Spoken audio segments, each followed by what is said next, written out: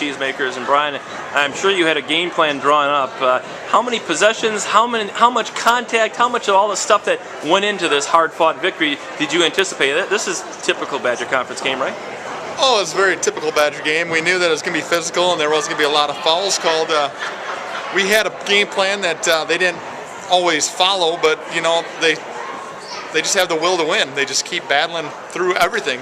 When you think the chips are down, they keep coming at you. And like we said in the locker room, all 11 guys contributed tonight. Everybody played, everybody did their little share, so it was great. Yeah, it was. We talked about it in the first half. I think by half, everybody came in a shooting shirt, had it off, and on both teams, and it was a high participation game. It was also very much of an ebb and flow game. I mean, you guys had the good start. It got up a little bit. Stoughton battled back, took the lead at the half. Things didn't look real good there in those final couple possessions of the half, but you managed to keep keep it within range. It got to be a 5-point deficit when Murph called that 132nd timeout.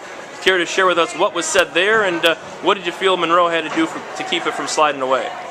Well, we always talk about it. You got to get a stop and a score.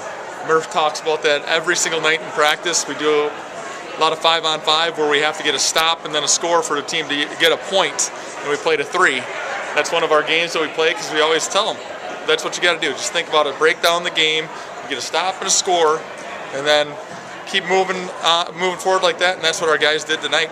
And the other thing was just step up defensively, make it tougher to score. And if we had to back off, some of our guys had to back off in the second half because Stoughton's quick. You got to give them credit. They're really good. Yeah, McGlynn, especially in that second half, I think he had 8 of his 12 points in that half of the ball game, and his length caused problems for a while, but you were able to get back in charge there in the fourth quarter. Anything you had to do to adjust to him doing what he did? No, I think the one thing is that's the first time that Joe's played somebody taller than him all year. And one of the game plans was we knew they were going to run 2 guys at Joe. They were at the Darlington game when they scouted. We tried to get them to get, reverse pivot, get 10 toes to the basket, and hit a guy cutting to the basket because we knew it was going to be open all night, and he hit Charlie. Yeah. And then they had to kind of adjust. They couldn't run that second guy over to him as fast. And we thought we could get that all night. We didn't get it as much as we thought we could have. A lot of selfish basketball in the first half, but they started finding each other in the second half and fought through it. Yeah, that cutter to Charlie was really a thing of beauty, and it did kind of open things up, and it got you on the run you needed, and then they started to struggle a little bit, not only in terms of shot percentage, but taking care of the basketball. I have to think a lot of that, credit to your guards, active hands on your end of the floor. Yeah, I think our guards really stepped up, and I don't know. I think it was just a weird couple days, without having school.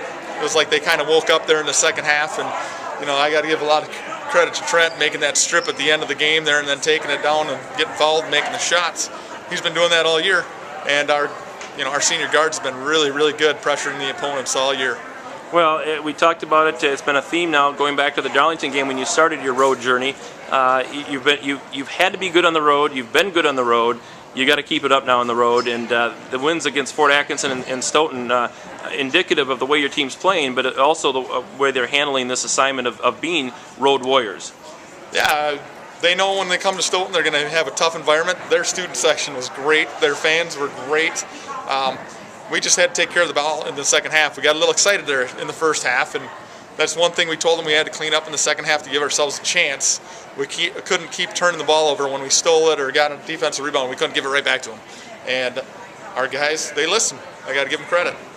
Doesn't often happen with high school kids, but tonight it did. So